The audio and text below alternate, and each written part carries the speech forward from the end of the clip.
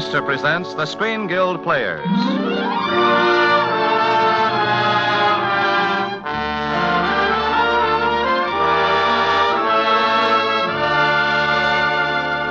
The Screen Guild play tonight, Spitfire. The starring players. This is Basil Rathbone. This is Heather Angel. And this is Reginald Gardner.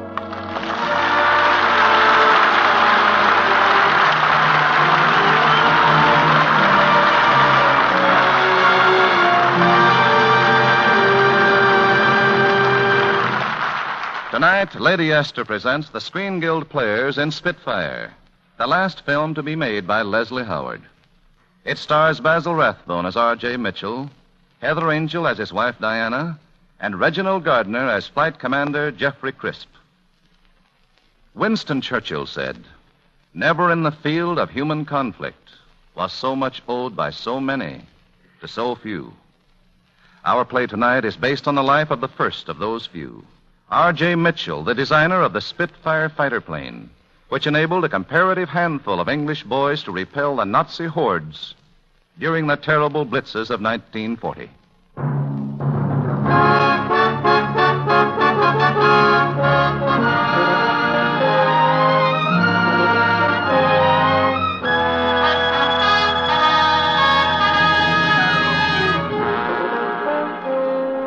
Our story begins outside a fighter squadron dispersal hut, where Flight Commander Jeffrey Crisp, R.J. Mitchell's lifelong friend and test pilot, is telling his flyers about the plane they fly and Mitch, the man who brought it into being. 2 years after his plane had won the Schneider Cup trophy for England, permanently, Mitch seemed unable to interest himself in anything but his garden. You see, boys, there were no more races to win, no more record-breaking planes to build, and Mitch himself was tired, worn out by the constant battle he had fought to get his ideas across. So Mitch's wife, Diana, and I conspired to take him on a holiday in Germany. There at the Richthofen Club in Berlin, Mitch found a new purpose in life. We will drink the health of our honored guests. Herr Mitchell's name and work are well known in our country, and Herr Crisp, whom we already met in the last war, is a pilot of great distinction. Thank you very much. And my wife and Mr. Crisp say thank you, too. I'd heard a lot about what you were doing in Germany, and I must say I'm very impressed by what I've seen. Healthy, well-organized youth, peace-loving people, good company. Thanks very much. Herr Mitchell, you must meet a competitor of yours. Competitor? Yes, Dr. Paul Messerschmidt. Oh. How do you do? You enjoy your stay in Germany? Very much indeed, thank you. We've only been here a week, but we're looking forward to another 5. If I can help you to see anything special, Herr Mitchell. Oh, thanks. I've already visited one of your gliding clubs. Gliders? Oh, yeah, but they have their uses. You think we make only gliders, but why? I don't want to be tactless, but... The Versailles Treaty? Well, I suppose so, yes. The Versailles Treaty is dead. Oh, I see. But, rather, I don't think I do. It's quite simple, Mitch. The Versailles Treaty is dead. It is history, and like history, it is all over. What is important is what you do in the future. The same with other historical events. They are past. We look to the future and Adolf Hitler. Adolf who? Hitler. Oh. Well, all that's very interesting, but of course it's just your point of view. One day it will be yours, because here now, Mr. Crisp, we are preparing to make history. Well, what's wrong with history the way it is? We Germans have had enough of being underdogs. Under Hitler, we shall be overlords. Now, wait a minute. Being an overlord means somebody else being an underdog. And supposing the underdogs don't like it any more than you do, what happens then? Then, believe me, there will be no long arguments. Because of the guns in the hands of the German people, united behind Hitler. Guns always have the last word. So if our leader Hitler has the first word, and our guns have the last word, it does not matter in the least what anyone else says in between. But suppose other people have guns. We shall have more guns, more tanks, more planes. Planes? With engines, I suppose. Oh, yes, with engines. 5,000, 10,000, 20,000. We shall have them. Oh, why stop at 20,000, old boy? We won't stop. It is the planes that will carry us into the future. With the roar of engines, the bursting of bombs, our destiny will be fulfilled. One city can be erased in a few hours. But you need not be afraid, Herr Mitchell. This is not against England. Oh, thank you very much. You see, England is helping us, lending us the money to accomplish this.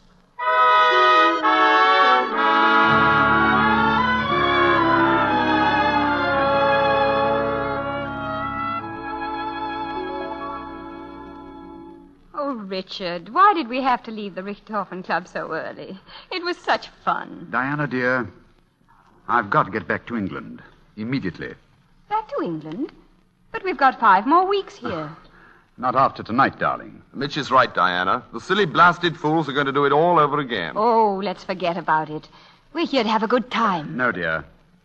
I've got to get back at once, tomorrow. I'm sorry I ever suggested coming to Germany, Mitch. I'm not, Jeff. I'm glad. Now I have a job to do again. A real job. More important than anything I've ever dreamt of before. And more urgent.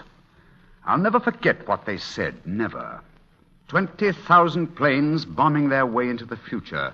And guns have the last word. They meant it, too.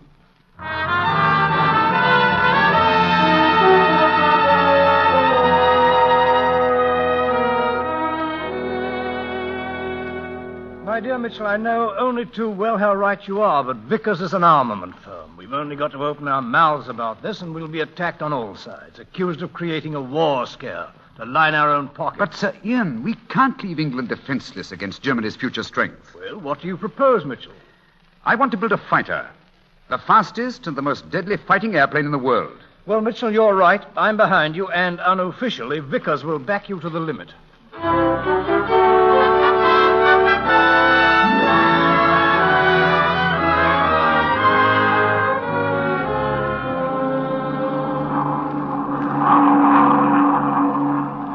Well, fellows, that was when Mitch's real heartaches began. England was wallowing in a dismal swamp of unemployment, and no member of the government would approve the expenditures necessary to build Mitch's plane. Then the engine genius, you boys all know him, Royce, agreed to build the engine for Mitch and take his chance on getting paid, and Mitch went to work at his drawing board. All through the summer of 1934 and into the winter of 1935, Mitch worked night and day, but he couldn't get what he wanted on the board. Then one night about 10, when I was sitting in the Crooked Billet pub near Mitch's office, his secretary, Miss Harper, came looking for me. Mr. Crisp, What? Oh, hello. What are you doing here in this den of iniquity? I've come to see you about Mr. Mitchell. Mitch? Oh, sit down. Thank you. You look tired. Well, as a matter of fact, I am. Never worked so hard in my life. Mr. Mitchell starts early and never stops. I do get some time off, but I'm worried about him. You needn't worry about Mitch. No man can go on working like he is and in such a state of tension. But Mitch is an artist. The work he's doing is original, creative work. He's always tied up in knots when he's working on a new plane. Well, this is more serious than that. He really is overworking. If you're a friend of his, you should speak to him. Force him to have a rest. Oh, all right. First thing tomorrow. Not tomorrow. Tonight. It's past 10. He's still at the office. Well, then let's go take him home.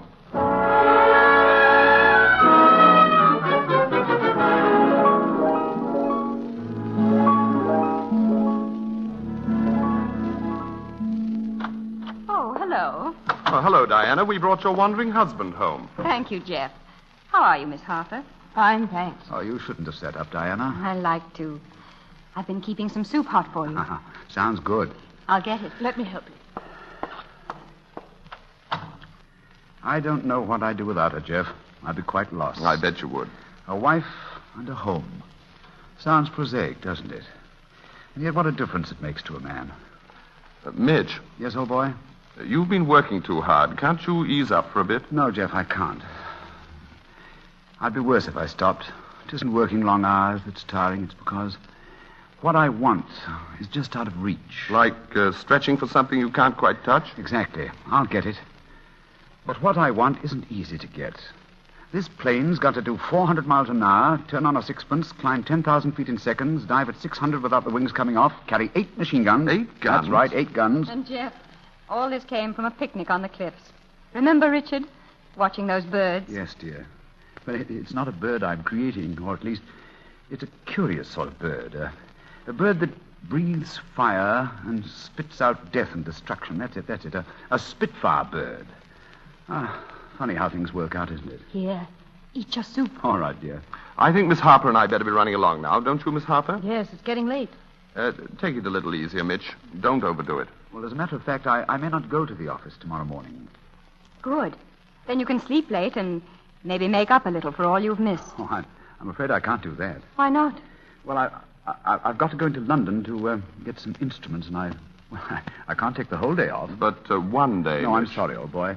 However fast I work, I still may not have any time to spare. I'll get the instruments and be in the office by noon.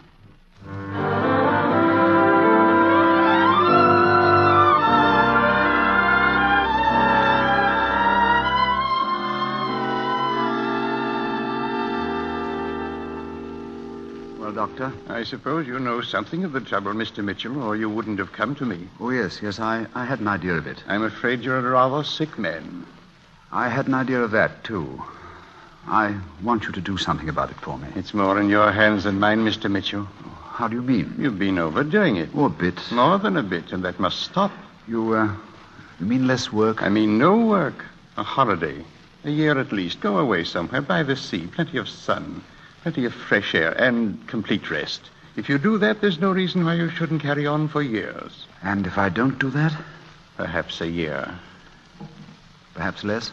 Perhaps 6 or 8 months. 8 months. It's up to you now, Mr. Mitchell. You know what to do. Yes. I know what to do. England needs my Spitfire. What? Oh, nothing, Doctor. Thank you so much. Goodbye.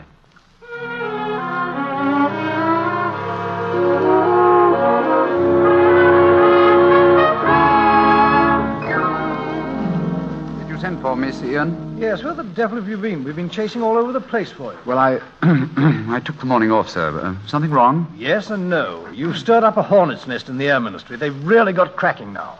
They've passed the designs of your Spitfire, all like it enormously, but Yes? the new plane has to be ready in 12 months because that's all the time they can give you. I'll be ready in 8 months, because that's all the time I can give them.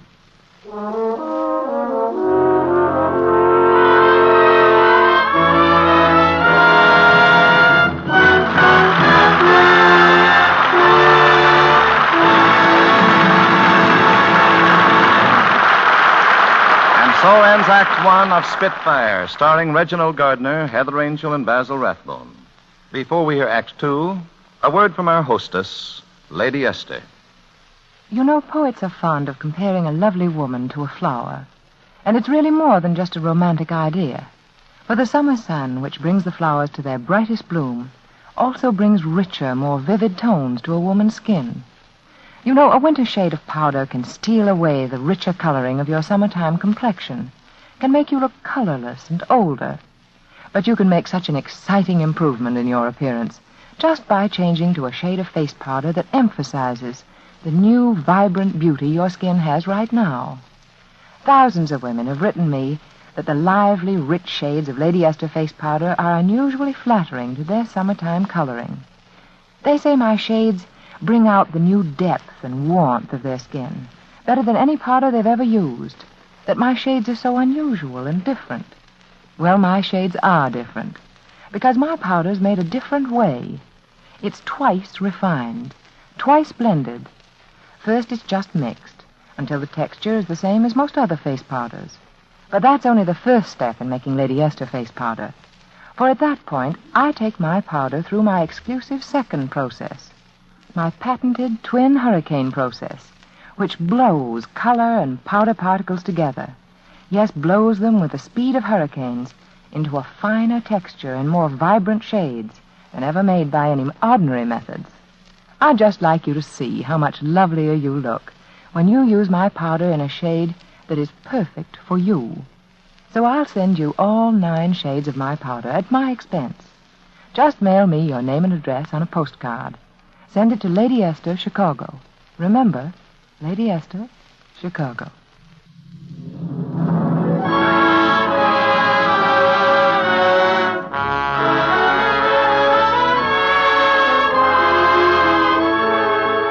And now the curtain rises on the second act of Spitfire, starring Basil Rathbone as R.J. Mitchell, Reginald Gardner as Jeffrey Crisp, and Heather Angel as Diana Mitchell.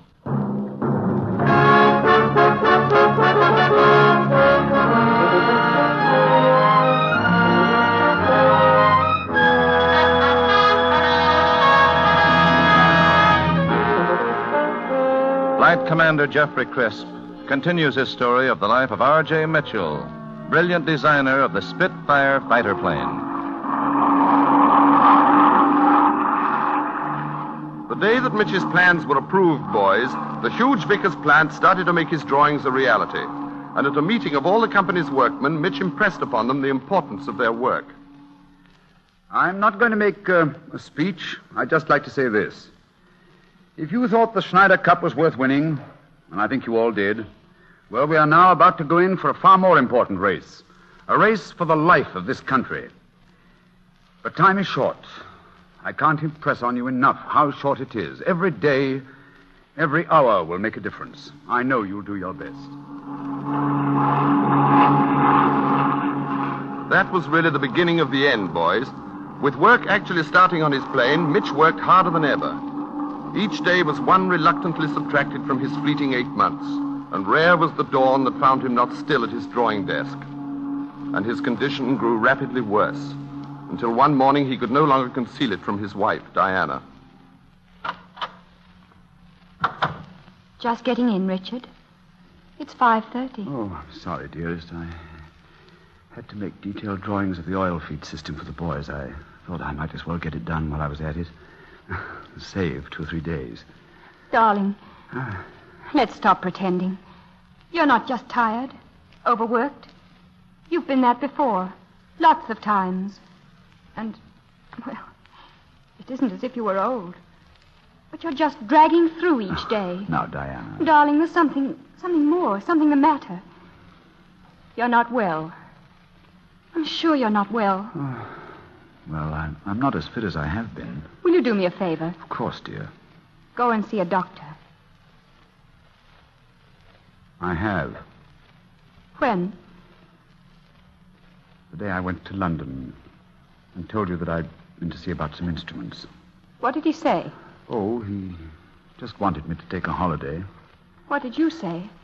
As far as I can remember, I think I thanked him for his advice. What did he say, really? You must tell me. We're not children. Darling, you think the work I'm doing is important, don't you? Of course I do. I mean, really important. More important than us, for instance. What did the doctor say? That I was ill. That I wanted a rest. Yes? And if I didn't take one, he wouldn't be responsible. If you don't stop working, you'll die. I had to tell you sometime. And you're deliberately killing yourself. Diana, dear, I'm carrying on with my work because, well, as you said, we think it's important. Of course, we may be wrong, but it's what we believe, dear, and one has to live what one believes. Live? Darling, we've all got to pack up sometime. It isn't when we pack up that matters, but what we do while we're here. How long did he say, that doctor? Oh, don't worry about that. Time enough. I had a letter from Gordon yesterday. Oh, did you? Read it to me, will you? It's not very long. Darling Mum and Dad, I'm now in the second 11. Please send me some more pocket money. Your loving son, Gordon. Oh, the dear fellow. You're sacrificing your life for something that may never happen. You can't go on like this. You can't, day and night. Supposing you should never even finish it. Look here, Diana. Let's go to Cornwall together, shall we? I'll rest, and then I'll come back and finish it up in one quick spurt. Then away for a holiday. Oh, yes. Anywhere you like in the world, my dear, till I'm fit again. Oh, yes, my dear. Yeah. My dear. There now, darling.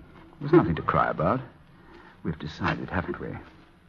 Hand me the paper, will you, dear? Thanks. We'll go around the world, shall we? Java, Sumatra and Ceylon, India and United States. Oh. What's the matter, Richard? The war in Spain. German bombers completely destroyed Guernica. Yes. No. No, I couldn't go. You do understand, don't you? Yes, darling. I understand.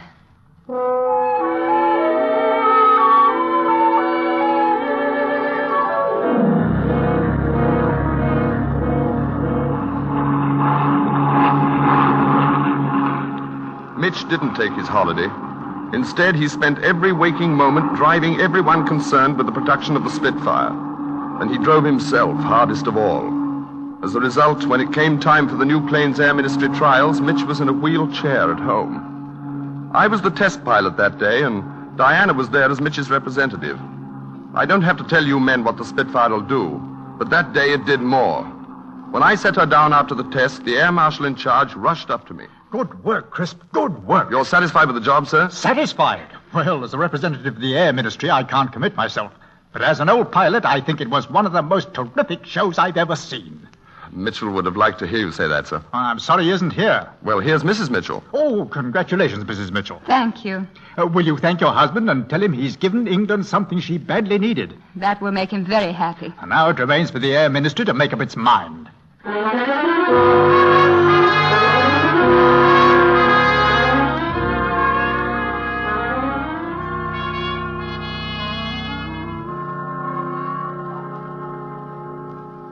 Any news, Diana? No. We'll have to wait a little longer. Yes, darling, I hope it'll be in time. It hasn't been easy for you, has it? All I want now is to get you well. And then we'll go somewhere where there's lots of sunshine for a long, long time. We will. Mrs. Mitchell, Yes, nurse. there's someone on the phone who'd like to speak to you, personally. I'll be right back, Richard. Oh, no need to hurry, Diana. I'll keep him company. It's good to see you, Jeff. Hello, Mitch. Any news, Jeff, old boy? Not yet. What's the delay? What are they doing? I flew the thing. I could tell them it's all right. A miracle. But nothing happens week after week going by after all you put into it. Don't worry, Jeff, old boy. It's bound to take time. A lot of fine young people are going to risk their lives in that plane. But I flew it. Oh, you'll risk your neck in anything. But they've got to make sure the plane's safe. It'll be all right. Darling. Yes, dear? It was Sir Ian. Yes? They're going to start building them right away. Hundreds of them. Oh, darling, darling. I know what this means to you. So you were in time after all, Mitch. Yes. But we cut it pretty fine, didn't we? You'd better go now, Mr. Crisp. Mr. Mitchell can't stand too much talking. All right, you are, nurse. Well, So long, Jeff, old boy. so long, Mitch. So long. You've been talking too much, Richard. I'm going to leave you. And you're going to sleep. Diana, dear. One day soon, Yes. I want you to do something. Yes? Thank them all for me. Sir Ian, Jeff, Miss Harper, all the boys at the works. Oh, and that kid with the snub nose. Horace, you remember? Everyone. And my dear, you, most of all. Yes, darling. And now, sleep. Sleep. Richard. Richard.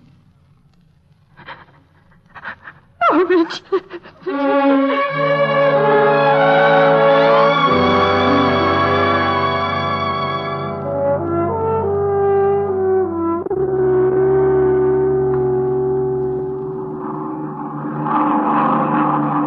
Well, fellows, there isn't much more to tell. Mitch died happy. But perhaps if he'd known as much about his Spitfire as we know now, he'd have died happier still. The job he did called for more courage than it takes to fight the planes he designed. He knew the job he was doing was going to kill him, and yet he deliberately sacrificed himself for his country. I wonder how many men would have that sort of cold-blooded guts. Control calling. Control calling. 227 Squadron, come to readiness. There you are, men. Scramble. Control calling. Control calling.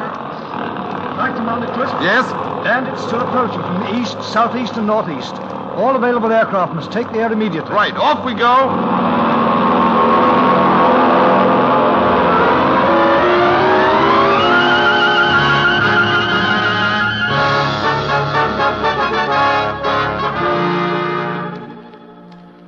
Never in the field of human conflict have so many owed so much to so few.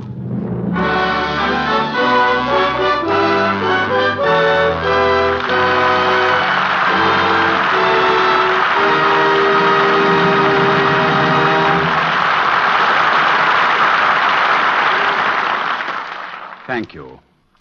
Ladies and gentlemen, to Mr. Leslie Howard, who produced and directed the picture Spitfire, as well as playing the leading role of Mitchell, and who, as you all know, lost his life in the service of his country, we pay tribute with affectionate remembrances. They shall not grow old, as we that are left grow old.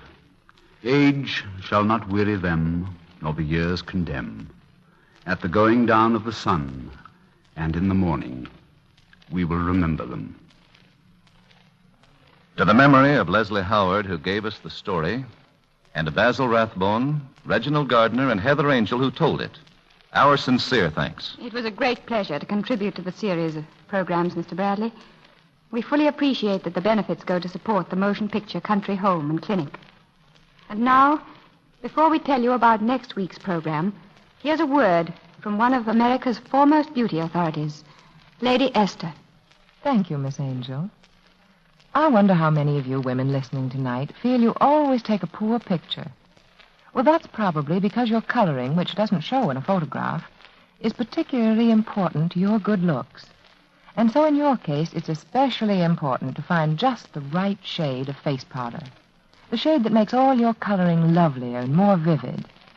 I know there is just such a shade for you, because so many women write me that the unusual shades of Lady Esther face powder bring a new, vibrant richness and depth to their skin. Well, the shades of my powder are different, because Lady Esther face powder is made by my exclusive twin hurricane process into the finest texture and truest shades you ever smoothed on your skin. Let me prove it to you at my expense.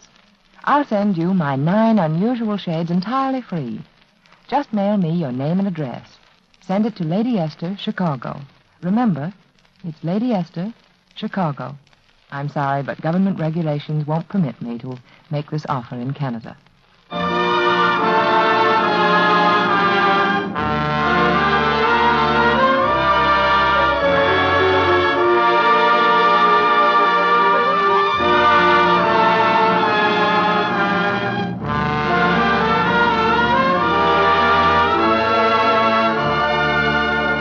Next week, the Lady Esther Screen Guild players will present The Pied Piper.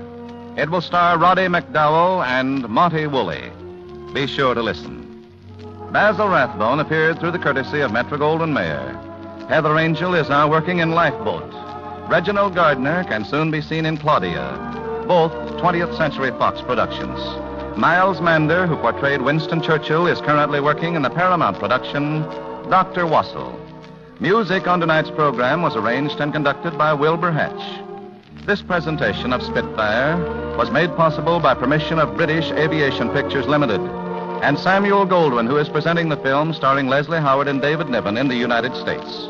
To help your government save tin, buy the larger size of Lady Esther face cream, and at the same time, you will save yourself money to invest in war bonds and stamps. Truman Bradley speaking for Lady Esther, saying thank you and good night. This is the Columbia Broadcasting System.